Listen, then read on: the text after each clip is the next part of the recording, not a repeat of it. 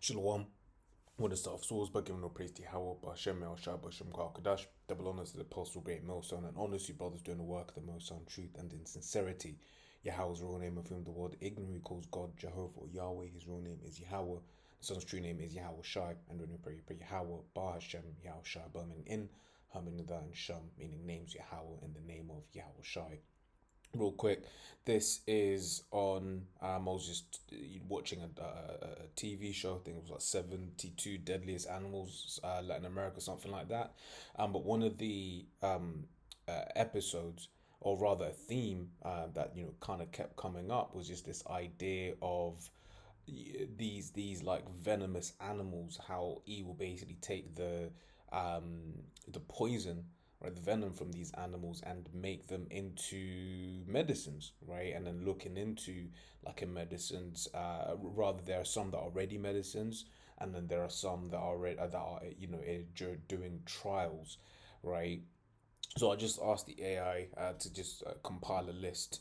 I had, in the show they go and tell you about these different animals, but you know how it is. So it says, sure, here's a list of venomous animals whose venom has been used or studied to make medicines, right? Well, I don't want to use it. Brazilian pit viper, right? So it said led to ACE inhibitors for blood pressure. So basically, if you're taking, um, an ACE inhibitor, right? I think it's basically saying that it came from this particular animal. Okay. Um, I'm just double checking just so I'll make sure I'm reading it right. But I mean, we just read this, right? So it says South American rattlesnakes components studied for blood clotting and stroke. Indian cobra, research for painkillers and anti-inflammatory agents. Russell's viper studies for anticoagulants and blood pressure meds. Right, research into cancer treatments for the copyhead snake. Um, this one, Deathstalker Scorpion. I mean, you're hearing some of these names, right? And it's just like, yo, like for real. It says venom peptides used in cancer diagnostics, like quote tumor pain. Arizona bar scorpion, studied for for autoimmune and pain treatments. And then Brazilian wandering spider for the study for erectile dysfunction and pain control, right? And an electric blue tarantula venom peptide studied for new painkillers, right? Yeah, this one's a potential painkiller. Uh, one of the diabetes drugs, the Gila monster, right? A venomous lizard, right? I didn't know platypuses were venomous. Interesting, right? Then I asked, right, list as many as possible because that's one of the things I hate about the AI. You ask it a question, right, and then it basically wants to tease you with an answer, and it's like, well, I can give you some more, right? But yeah, then you're looking at some of these animals that they're looking at, right? Pit viper, right? Rattlesnake, vipers, cobras, snake. We read some of these already, right? No idea what this animal is. Okay, nah. We saw the flat-tailed scorpion, bark scorpion, spiders, right? Snails, lizards, right?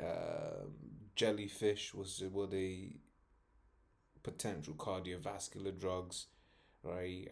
Pain and inflammation research, autoimmune suppressants and stuff like that. So a lot of these are saying it's research phase. And it says in the note, some venoms are already used in approved drugs. Like, so yeah, it was saying that venom here, Brazilian pit viper, right?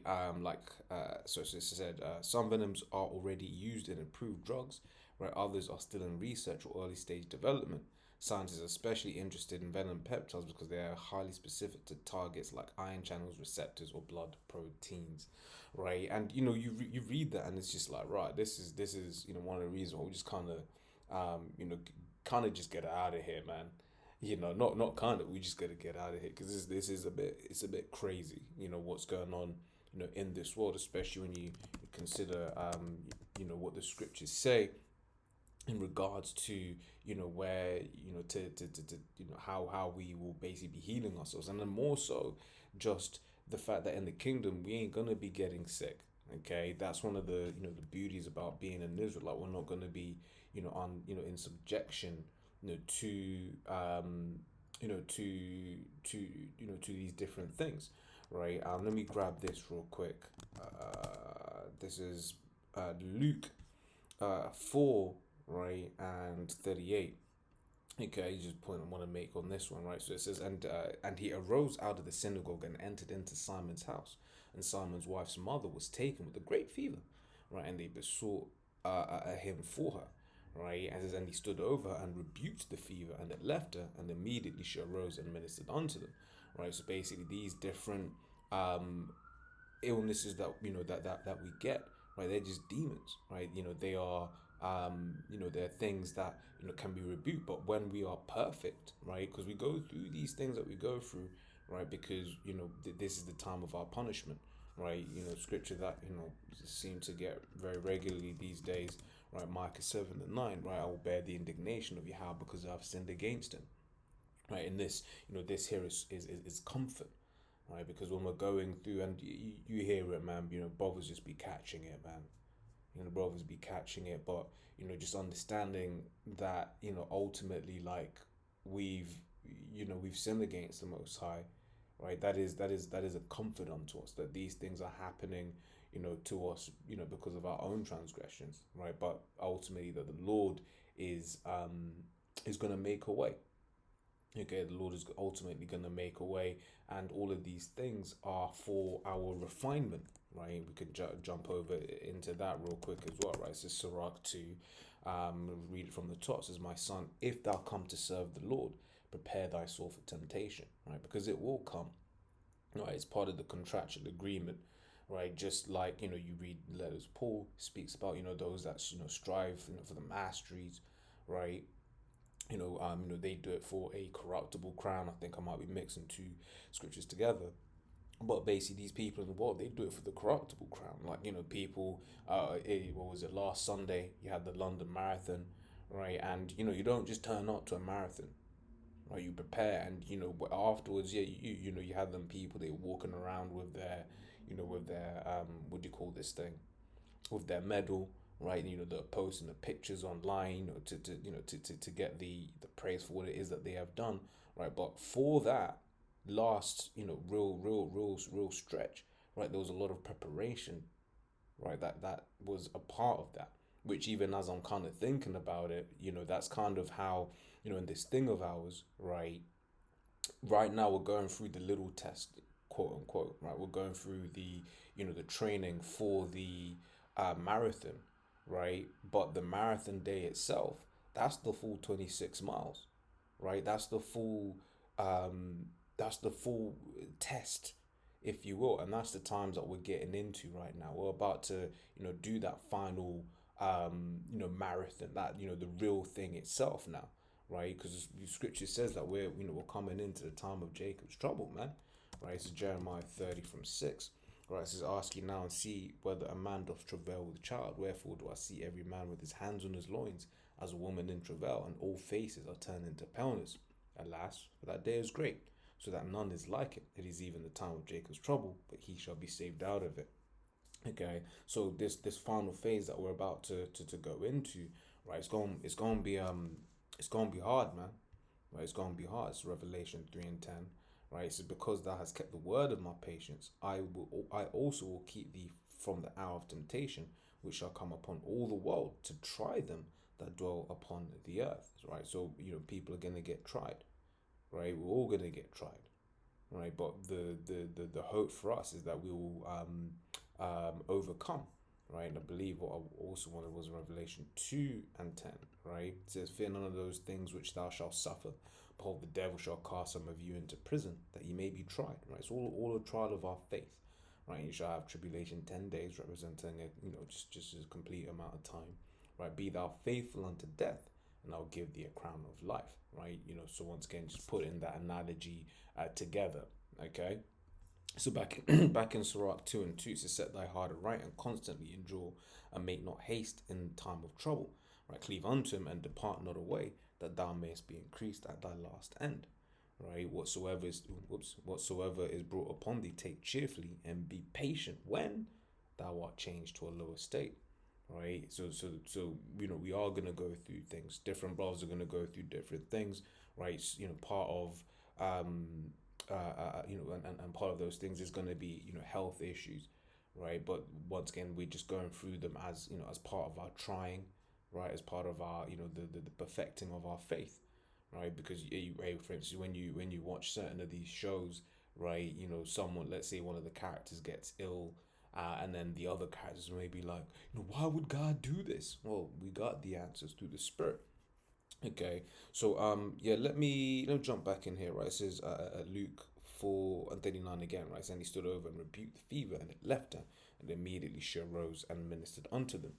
Okay, going and once again going into this idea that when we're going through ailments, right? Those are just those are demons, right? But in the kingdom, right, we're going to be perfect, right? We're not going to go off. Therefore, we're not going to be subject to these things, right? In the kingdom, we go and be as God. Scripture says in Corinthians, the 15th chapter, right, that our bodies, our very being, right, would basically be remade, okay, right, in a moment, in a twinkling of an eye, we shall all be changed, right, and those bodies aren't going to be subject to sin, right? They ain't gonna get sick, right? Ain't gonna be no pain or crying or any of those things, right? We're just gonna be blessed. We're gonna be good, right? It's Revelation 20, right? And from verse 21, I always get the two mixed up. It's Revelation 21 and 4. It says, "And the Most High shall wipe away all tears from their eyes, and there shall be no more death." Because once again, why do we die? We die because of sin, right? Scripture says the wages of sin is death. It says, neither sorrow nor crying, neither shall there be any more pain, for the former things are passed away. Right? And that's what we look forward to, right? Because right now, once again, we live in a world where you may be sick, have to go into the medical room, right? And then you're having to basically take medication from animals that you'd much rather rather medication derived from animals you'd much rather not have any kind of dealings with, man. All right, I'm gonna try. I don't even like looking at certain of these stuff, but let me just pull some of the imagery up, man. Come on, governor. Right, you're looking at that, man. That's the Gila monster, right? So when we're seeing, what would you call it, exenatide, however you pronounce that, right? Right, it's coming from the venom of this thing, man. Right, it's just wild, and even when you look at the food, right? Certain of the things that Esau does with the food, and you look into its origins, which ultimately that's why it's kind of like, yeah, don't be, kind of don't look too deep into that, because you realize really there's actually nothing you can eat, right? It makes you think. Whilst we pause that, we grab Ezekiel, right, 4:13, right? It says, and Yahweh said, right, even thus shall the children of Israel eat their defiled bread among the Gentiles, whither I will drive them, right? Because you may look at something that just says tomato, right? But Esau has spliced and diced, the genes up in the lab, such that yeah, it's a tomato, all right, but actually, there's a whole load of other stuff in there, right? So yeah, I'm never gonna look at that one, man. It's mad. But let's grab this. This is Surah 38. It says, "Honor a physician with the honor due unto him, for the uses which he may have of him, for the Lord hath created him. For of the Most High cometh healing, and he shall receive honor of the king." Right, the skill of the physician shall lift up his head, and in the sight of great men he shall be in admiration. Yahweh hath created medicines out of the earth, and he that is not wise will not abhor them. Right? So, that's what we're looking forward to, man. Well, for us, a world where, we ain't gonna be getting sick or whatever, what have you, right? That's really the main thing, because ultimately, these bodies, man, amount of time we just hear Arkim say, man, these bodies, right? And, there's just a full on attack, right, by these elites, man. Through everything, through the food, through the air, through the radio waves. Okay, so that's what we're hoping for, man. Just to get the hell up out of here, right? So, yeah, those were those edifying. Till next time, we say shalom.